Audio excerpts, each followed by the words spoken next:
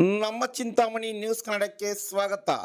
ನೆರೆಯ ಆಂಧ್ರ ಪ್ರದೇಶದಲ್ಲಿ ಸಾರ್ವತ್ರಿಕ ಲೋಕಸಭೆ ಮತ್ತು ವಿಧಾನಸಭೆ ಚುನಾವಣೆ ಮೇ 13ರಂದು ನಡೆಯಲಿದ್ದು, ಇದರ ಭಾಗವಾಗಿ ಎನ್ಡಿಎ ಮೈತ್ರಿ ಅಭ್ಯರ್ಥಿಗಳಾದ ತಂಬಳಪಲ್ಲಿ ವಿಧಾನಸಭೆ ಅಭ್ಯರ್ಥಿ ಜಯಚಂದ್ರ ರೆಡ್ಡಿ ಮತ್ತು ರಾಜಂಪೇಟೆ ಲೋಕಸಭಾ ಅಭ್ಯರ್ಥಿ ಆಂಧ್ರಪ್ರದೇಶ ಮಾಜಿ ಸಿಎಂ ಎನ್ ಕಿರಣ್ ಕುಮಾರ್ ರೆಡ್ಡಿರವರು ಚುನಾವಣಾ ಪ್ರಚಾರಕ್ಕಾಗಿ ಚೇಳೂರು ತಾಲೂಕು ಸಮೀಪವಿರುವ ಚಂದ್ರಾಯನಪಲ್ಲಿ ಗ್ರಾಮದ ಬಳಿ ಪ್ರಚಾರ ಭಾಷಣ ಮಾಡಿದರು.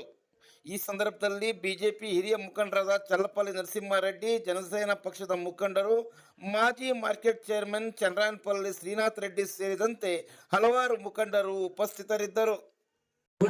ప్రాజెక్టు దగ్గర దగ్గర 700 కోట్ల పైచీలకు, ఇక్కడ ఒక ప్రాజెక్టు, పొంగనూరులో 2 ప్రాజెక్టులు తీసుకొని 2000 కోట్ల పైన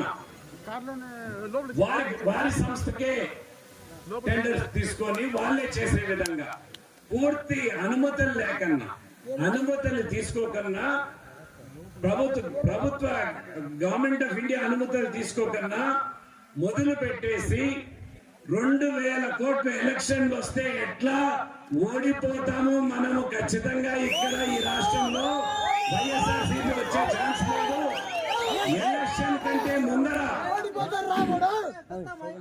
ఎలక్షన్ కంటే ముందర ఈ ప్రాజెక్టులు పూర్తి చేసి డబ్బులు తీసేసుకున్నామనే ఉద్దేశంతో 2000 కోట్ల పైన ఈ కాంట్రాక్ట్స్ వాళ్ళ కంపెనీకే తీసుకొని మొదలు పెడితే నేషనల్ గ్రీన్ ట్రిబ్యునల్ అంటే సుప్రీం కోర్టు కంటే కింద ఉంటుంది.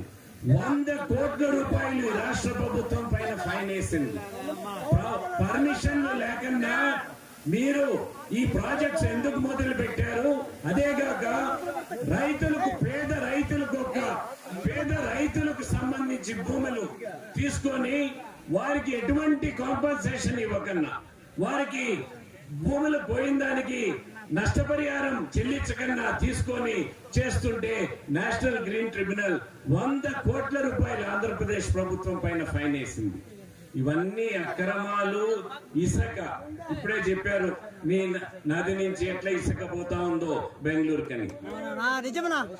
ఇది సమంజసమా, న్యాయమా? మీరు ఆలోచన చేయండి.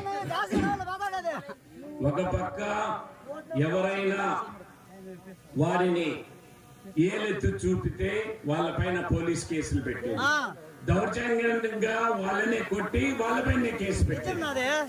నిన్న దురదృష్టవశాత్తు ఇండిపెండెంట్ రామచంద్ర యాదవ్ అని ఆయన పోటీ చేస్తుంటే సదము పోలీస్ స్టేషన్ ముందర ఒక బీసీకి సంబంధించిన నాయకుడు సొంతంగా రాజకీయంగా ఎదగాలని ఒక పార్టీ పెట్టుకొని ఆయన పోటీ చేస్తుంటే పొంగనూరులో సదము పోలీస్ స్టేషన్ ఎదురుగా వీరి కుటుంబ సభ్యులే, మీ ఎమ్మెల్యే, ఈ పార్లమెంట్ సభ్యుడు లేక పెద్దిరెడ్డి కుటుంబ సభ్యులే పోయి రాళ్లేసి కొట్టి వాళ్ళ వ్యాన్స్ ని దగ్ధం చేస్తే పోలీస్ స్టేషన్ ముందర ఇది సమంజసమా, న్యాయమా ప్రజాస్వామ్యంలో అని మీరందరూ కూడా ఆలోచన చేసుకోవాలి.